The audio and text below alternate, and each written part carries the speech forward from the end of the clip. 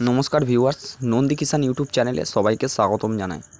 আজকে যে ভিডিওর টপিক নিয়ে আমি কথা বলবো সেটা হচ্ছে ফাইটার 505 ইনসেক্টিসাইড। এই ফাইটার 505 ইনসেক্টিসাইডের কী ভালো দিক আছে সেই সম্বন্ধে আমি আপনাদের সাথে বিস্তারিত আলোচনা করব। ফাইটার 505 যে ওষুধটায় আমার যেটা ব্যবহারে খুব উপকার হয়েছিল, বা আপনাদের যদি এই প্রবলেমটা এসে থাকে তো আপনারাও ব্যবহার করতে পারেন। আপনারা যদি ব্যবহার করে থাকেন এই উপকারগুলো আপনারাও পাবেন। সেটা হচ্ছে, প্রথম যে আমার প্রবলেম এসেছিলো গাছে, সেটা হচ্ছে আমার প্রত্যেকটি কড়াই গাছে পিঁপড়ে ধরে গেছিলো। মানে হচ্ছে পুরো ডগ থেকে গোড়া পর্যন্ত খুব লাল পিঁপড়ে আর রুইয়ের অত্যাচার ছিল। গাছের পাতা কেটে দিচ্ছিল, ডগ কেটে দিচ্ছিল, এরকম ধারা রুই পোকাতে বা যে পোকাতে আপনার গাছ মাটি থেকে ফোটার সঙ্গে সঙ্গে দেখবেন পাতা কেটে দিচ্ছে বা ডগ কেটে দিচ্ছে। তার ক্ষেত্রে যে আপনারা কী ওষুধ ইউজ করবেন, তো আমি রেকভার করব আপনাদের যে কম খরচার মধ্যে আপনারা যদি চান তো আপনারা ফাইটার 505 ইনসেক্টিসাইডটা ব্যবহার করতে পারেন। এটি খুব একটা ভালো ইনসেক্টিসাইড। আর এর যে প্রধান যে দুটি কাজ আছে সেটা হচ্ছে আপনার পিঁপড়ের হাত থেকে আর উইয়ের হাত থেকে আপনাকে টোটালভাবে আপনার গাছকে প্রোটেক্ট করবে। আর হ্যাঁ, আপনারা যারা ভাঁটিতে, পুরাতন মাটিতে হয়তো গাছ লাগিয়েছেন, মানে আগের মাচায় বা পরিত্যক্ত মাচায়, যাকে বলা হয় পুরনো মাচা, আগে চাষ হয়েছিল, তারপরে যারা যে কোনো ধরনের ফসল লাগিয়েছেন, তারা যদি হয়তো তাদের ক্ষেত্রে হয়তো গ্যামাক্সিন পাউডার বা দানা শোধন করার যে একটা পাউডার পাওয়া যায়, ওষুধ পাওয়া যায়, সেটা আপনারা হয়তো দেননি বা দিতে ভুলে গেছেন। এরকম কোনো দানা ওষুধ বা যে কোনো কিছু আপনারা প্রয়োগ করেননি, তো তারা চিন্তায় পড়ে যাচ্ছেন যে গ্যামাক্সিন পাউডার দিয়ে গাছে কেন যাচ্ছে না, পিঁপড়ে কেন যাচ্ছে না বা উই কেন মরছে না। তাদের চিন্তার কোনো কারণ নেই। আপনারা ফাইটার 505 ওষুধটা স্প্রে করুন।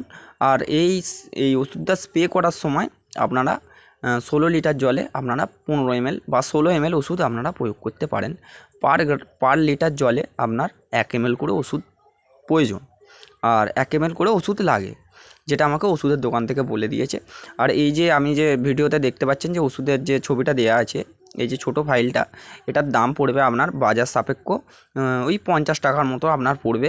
আর এটা আপনি আশা করছি 3 কল, অবশ্যই আপনার 3 কল তো হবেই, 3 কলই হবে।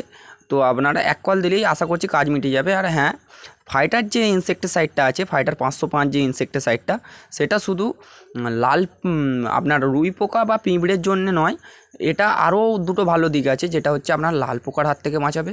আপনার গাছ যদি চারা থেকে যখন ফুটে বেরোচ্ছে, মানে আপনার যাকে বলা হয়, আপনার চারা থেকে বলছি, আপনার যে বীজ থেকে যে কলটা বেরোচ্ছে, তারপরে দেখবেন আপনারা যে কিছু ক্ষেত্রে যে গাছের ডগ কেটে দিচ্ছে বা নতুন গাছের যে পাতা সেটাকে কেটে দিচ্ছে বা প্রচুর পরিমাণে লাল পোকা ধরে গেছে, তো আপনারা কী ইনসেক্টিসাইড ব্যবহার করবেন? তো আপনাদের কাছে যদি থেকে থাকে যে ফাইটার 505, নানান চাষির কাছে এটা থেকে থাকে, যেমন আমার কাছে এটা ছিল, আমি ব্যবহার করতে খুব দারুণ কাজ হয়েছে, সেরকম ধারায় আমি বলছি যে যদি থেকে থাকে তো আপনারা নির্দ্বিধায় ফাইটার 505 ওষুধটি ব্যবহার করবেন। আর হ্যাঁ, ওষুধটি ব্যবহার করার সময় হচ্ছে আপনি সকালে ব্যবহার করতে পারেন রোদ্দুর ওঠার আগে, বা বিকেলে রোদ্দুর পুড়ে গেলে আপনারা যে কোনো রকমের ইনসেক্টিসাইড ব্যবহার করুন। শুধু ফাইটার 505 নয়, যে কোনো রকমের ইনসেক্টিসাইড আপনারা ব্যবহার করতে পারেন। আর হ্যাঁ, যদি আমাকে যদি জিজ্ঞেস করেন এখন কমেন্ট করে বা যে কোনো কারণে আমাকে যদি বলেন যে দাদা আপনার যে ভিডিওতে যে ফাইটার 505 নিয়ে এত কথা বলছেন, এর কম্বিনেশানগুলো কেন বলছেন না? তো কম্বিনেশান যদি এখন আমি বলতে যাই ফাইটার 505-এর, তো এর কম্বিনেশান যদি আমি এখন বলতে যাই তো ভিডিও লম্বা হয়ে যাবে।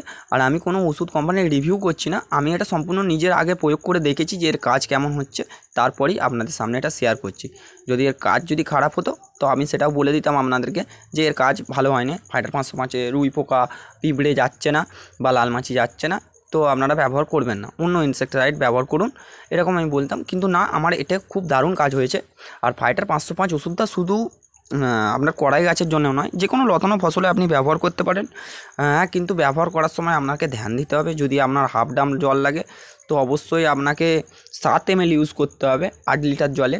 আর যদি আপনার 7.5 ml মতো, আর আপনার যদি ওই 16 লিটার জল লাগে, তো আপনাকে পুরো 16 ml ইউজ করতে হবে। 15 থেকে 16 ml বা 7.5 থেকে 8 ml মতো আপনি হাফ ড্রামে 7.5 থেকে 8 ml। আর ফুল ড্রাম যদি আপনার 1 ড্রাম পুরো জল লাগে, তাহলে আপনি ওই 16 থেকে 15 লিটারের মধ্যে আপনি রাখতে পারেন। 16 থেকে 15 লিটার জলেতে আপনি ওই 15 ml থেকে 16 ml মতো রাখতে পারেন। আপনি কিন্তু এর ডোজ যদি বাড়িয়ে ফেলেন, আপনার গাছের হিসেবে যদি আপনি ডোজ বাড়িয়ে ফেলেন, কিন্তু আপনার গাছের যে পাতাগুলো আছে সেটা একটু কমজোরি লাগবে, আর আপনার গাছটা একটু কমজোরি হয়ে যাবে। কারণ এই ফাইটার ইনসেক্টিসাইড যে ওষুধটা, সেটা তীব্র কাজ, ও এর যে গন্ধটা আছে, এই ফাইটার ইনসেক্টিসাইডের যে গন্ধটা, সেটা কিন্তু খুব একটা তীব্র গন্ধ, আপনার জমির ধারে কাছে অন্য কোনো রকমের মাকড়কে আসতে দেয় না। আর এর যে সবথেকে বড় যে দুটো দিক আছে, সেটা হচ্ছে আপনার উই পোকা আর আপনার পিঁমড়েকে পুরোপুরি জমি থেকে নির্মূল করে দেবে। আর আমি আবারও বলছি এই ভিডিওর মাধ্যমে যে আমার যদি কোনো রকম ভাষার ল্যাঙ্গুয়েজের মধ্যে যদি কোনো ফল্ট থেকে থাকে, তো আপনারা আমাকে মার্জনা করে দেবেন। আর আর দেখা হচ্ছে আপনাদের সাথে নেক্সট ভিডিওতে। আমি আবার যে কড়াই গাছের যে কী প্রকার কী কম খরচের মধ্যে, কতটা কম খরচের মধ্যে আমি কড়াই গাছটা ফলাতে পেরেছি, সেটার সাথে আপনাদের সেই ভিডিও তুলে ধরবো। আর হচ্ছে কি, নন্দী কিষাণ ইউটিউব চ্যানেলে যারা প্রথমবার আসছেন, তারা কেউ লাইকও করছেন না আর কমেন্টও করছেন না। আমি দয়া করে বলবো, লাইক করুন, কমেন্ট করুন এবং চ্যানেলটিকে সাবস্ক্রাইব করুন। নন্দী কিষাণ ইউটিউব চ্যানেলটিকে সাবস্ক্রাইব করুন। আপনাদের সাথে আমি বিস্তারিত আমার নিজের চাষের জমি নিয়ে আমি আলোচনা করব, এবং আপনাদের কাছ থেকেও আমি আলোচনা বা আপনাদের কাছ থেকেও নানা রকমের অভিজ্ঞতা নেব। কারণ আমি অনেক ছোট বয়স থেকে এই চাষের ক্ষেত্রে এখন যোগ দিয়েছি। তো দেখা হচ্ছে আপনাদের সাথে নেক্সট ভিডিওতে। ততক্ষণের জন্য বাই।